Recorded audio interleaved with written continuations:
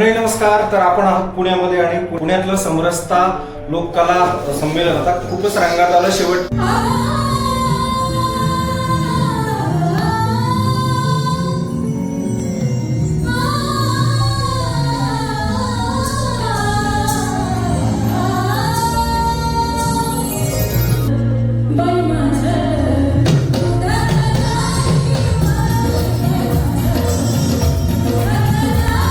क्षणाला या ताई आहेत आपल्यासोबत. त्यांच्या आवाजाने अक्षरशः प्रेक्षकांना बेधुंद केलं आणि डान्स जो होता तो या ताईंचा होता.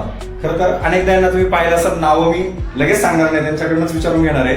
खरं तर डान्स मधलं ज्याच्यावरची आणि PhD केली त्या ताई आहेत आणि तुम्ही चायनामध्ये तुमची टीम गेली होती, चीनमध्ये. त्यानंतर पहिल्यांदा न्यूज 18 लोकमतला मी बातमी केली होती आणि त्यानंतर आज आपण भेटतोय. आजचा परफॉर्मन्स सादर करताना आज एक वेगळ्या प्रकारचं संमेलन होतं. त्यामध्ये काय नेमका अनुभव होता? कसं वाटलं तुमची कला सादर करताना? खूप छान वाटलं की एवढं पहिलं पुण्यातलं लोककला संमेलन होतं, पण इतक्या म्हणजे संख्येने लोककलाकार आले होते. शेवटी आम्हाला आमचे अर्ज पुरले नाही त्यांची नोंदणी करण्यासाठी, कारण या संमेलनाचं एक नाविन्य होतं की ह्या कलाकारांची नोंदणी कुठंच नाही आणि त्यांच्या नोंदणीसाठी मुख्यतः एक विभाग ठेवण्यात आला होता की लोककलाकारांची एक नोंदणी गव्हर्नमेंट पर्यंत जावी, हा आमचा सर्वात मोठा हेतू होता. आणि त्या कलाकारांना एक मोठं बालगंधर्व सारखं मुख्य स्टेप मिळवून देण्याचा प्रयत्न होता आमचा. खरं तर सकाळी एवढी गर्दी होती की अक्षरशः आपण तमाशा किंवा एखादं लोकनाट्य पाहायला मातीवरती बसतो असे काही कलाकार स्वतः मांडी घालून सुद्धा बसले होते, पण मुख्यमंत्री आले नाही कार्यक्रमाला. हो नाही, पण बऱ्याच वेळा मी पाहिलंय की अशा आमच्या लोककलेच्या कार्यक्रमांना हे मंत्री लोक यायचं टाळतात. का टाळतात माहित नाही मला. आणि पद्मश्री रघुवीर खेडकर यांनी सुद्धा नाराजी व्यक्त केली. आणि पद्मश्री ज्यांना आहे, ज्यांनी खूप नाव लोककलेमध्ये कमावलेले असे खूप कलाकार इथे होते. त्यांची आशा होती की मुख्यमंत्री, सांस्कृतिक मंत्री येतील, पण आमची सगळ्यांची खरंच निराशा झाली. म्हणजे रघुभाऊ बोलले त्याप्रमाणेच का खरंच कलाकारांना अगदी दुय्यम स्थान दिलं त्यांनी. असं तमाशा व्यतिरिक्त ज्यावेळेस नाटक असेल, सिनेमा असेल, त्या ठिकाणी मुख्यमंत्री साधा 3 तासाचा कार्यक्रम असतो ते हजेरी लावतात, पण आमच्या लोककलेला आजपर्यंत हे मुख्यमंत्री आलेच नाही. मी तर कधीच बघितलं नाही. किती तर शासनाचे पण कार्यक्रम केले, लावणी उत्सव केले, पण सांस्कृतिक मंत्री पण आलेले आहे आणि मुख्यमंत्री पण आलेले आहे. का आलेला आहे? आमच्या कलेला अजून सुद्धा शाहू महाराजांनी राज्यमान्यता दिली, पण आताच्या काळात सुद्धा राज्यमान्यता नाही. त्याचं खूप दुःख वाटतंय. नक्कीच तुम्ही दुःख पण व्यक्त केलं. एक शेवटचा प्रश्न, खरं तर वेळ झालेला आहे, सगळ्यांना जायचंय. पुन्हा कधीतरी आपण भेटूया, पण एक शेवटचा प्रश्न. विठाबाई नारायणगावकर त्यांच्या नावाने सिनेमा येतोय, त्याच्यावर वाद सुरू झालाय. खरं तर विठाबाई नारायणगावकर असं सिनेमाचं नाव होतं, पण ते फक्त इठा नाव ठेवलेलं आहे. कुटुंबाने त्यांचे कुटुंबीय त्यांनी स्वतः नाराज व्यक्त केली. तुम्ही एक लावणी कलाकार आहात, तुम्ही कसं सांगता ह्या सिनेमाचं नाव नेमकं काय असायला होतं? इठा तुम्हाला तरी योग्य वाटतं का?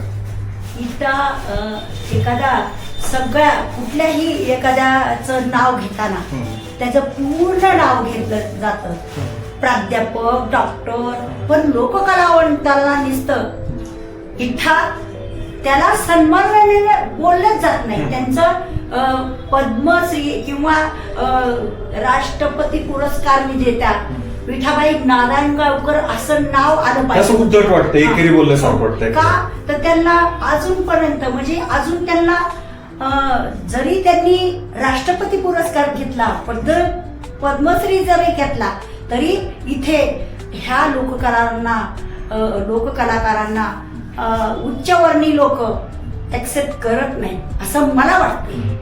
या निमित्ताने तुम्ही आज एवढं मोठं संमेलन झालं, रघुभाऊंनी पण सांगितलं की हा पुरस्कार मी परत करणार आहे 1 महिन्याच्या आत. जर शासनाने पुन्हा एकदा संमेलन भरवलं नाही आणि त्या ठिकाणी मुख्यमंत्री आले नाही तर काय विनंती करा आमच्या माध्यमातून राज्याच्या मुख्यमंत्र्यांना? कारण केंद्रातून हा अवॉर्ड ज्या व्यक्तीला दिला त्या व्यक्तीने खंत बोलून दाखवली. मुळात म्हणजे माझी विनंती आहे ह्या कलयुगामध्ये कॅम्प्युटरच्या जगामध्ये खूप मेहनत करायला लागते आम्हाला.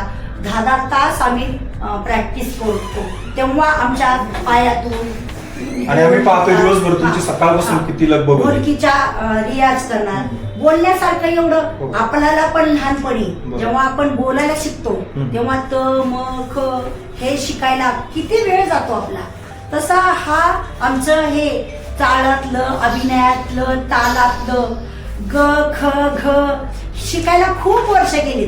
आणि आमच्या ह्या मेहनतीचं कुठंच म्हणजे चीज झालं नाही असं चीज वाटतं. होत नाही. कारण राज्याचे प्रमुख आहेत त्यांनी यायला बनवलं. आणि त्या कलाकारांना तुम्ही आज वंचित ठेवताय या म्हणजे तुमच्या आशीर्वादापासून, हे खंत मला वाटतं. नक्कीच नक्कीच पुन्हा एकदा कधीतरी बोलूया सविस्तरपणे. मी खरं तर आज ताईंशी पण बोललो, मगाशी सुरेखाताई सुद्धा होत्या, त्यांनी सुद्धा ही व्यथा बोलून दाखवली. पण या मुलाखती शेवट करताना ज्या ताईंच्या आवाजाने अख्खं सभागृह टाळ्या पिटत होतं आणि एक त्यात गोडवा होता. ताई, तुमची ओळख सांगा, तुम्ही कुठून आहात? नमस्कार, मी गायिका शिवानी कदम, मी पुण्यातून आहे. आणि मला गायनाची खूप आवड होती सर. आणि आज पहिल्यांदा मी इथे बालगंधर्वमध्ये पहिल्यांदा इथं परफॉर्म केलं, तर मला खूप छान वाटलं. आणि मी फक्त लोककलेबद्दल ऐकलं होतं, लोकसंगीताबद्दल ऐकलं होतं, पण आज सगळं अनुभवता आलं, सगळ्यांना पाहता आलं.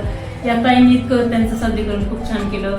जी पारंपरिक आपली वाद्य आहेत त्याची ओळख आज म्हणजे फक्त पाहण्यात आणि आज अनुभव घेण्यात खूप मोठं आनंद. तुम्ही यापूर्वी कधी तमाशाच्या स्टेजवर किंवा लावणीच्या स्टेजवर नाही नाही, मी कधीच नाही. मी आज पहिल्यांदा मी म्हणजे अभंगवाणी, गझल, भावगीत हा प्रकार म्हणजे एक वेगळ्या याच्यातून तुम्ही थेट वेगळ्या स्टेजवर पण मला खूप छान वाटलं की पहिल्यांदा सगळं डोळ्याने पाहिलं, मी अनुभव घेतला. आणि यांचं खरंच मी कष्ट पण पाहिलं सकाळपासून बघते की यांची मेहनत सगळं मी आज अनुभव घेतला. नक्कीच नक्कीच पुन्हा कधीतरी बोलूया. पण संपवताना एकच सांगूया, महाराष्ट्राला वारी आणि वारीची परंपरा आहे. तुम्ही वारीमध्ये गायला होता, आज वारीमध्ये पण येऊन गायला. भविष्यात कधीतरी नक्की तुमच्याशी गप्पा मारण्याचा प्रयत्न करेल, तुमच्याशी पण करेल. कारण ही लोक, ही कला टिकली पाहिजे, ही माणसं टिकली पाहिजे. मला एकदा सांगायचं की महाराष्ट्र शासनाने वारंवार असे लोककलेचे संमेलन भरवले पाहिजे. आता आमचं लोकवाद्याचं प्रदर्शन होतं, तिथं उद्घाटनच झालं नाही त्या प्रदर्शनाचं. त्याचं खूप मी 4 दिवस जागून ते लिहिलं, सगळ्यांचे फोटो गोळा केले आणि सगळे वाद्य इथं आणले, पण त्या प्रदर्शनाचं उद्घाटनच झालं नाही. पण असे लोककला संमेलन भरवलं, महाराष्ट्र शासनाने भरवलं. त्याच्यामुळं महाराष्ट्र सांस्कृतिक कार्य संचालनाने मी खूप खूप आभारी आहे.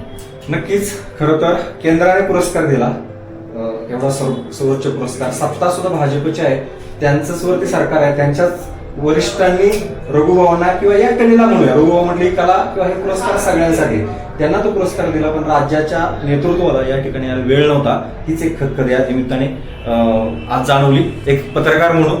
कारण माध्यमं सुद्धा त्यामुळे या ठिकाणी कोणती आली नाही, एक ठराविक माध्यमं या ठिकाणी पोहोचली.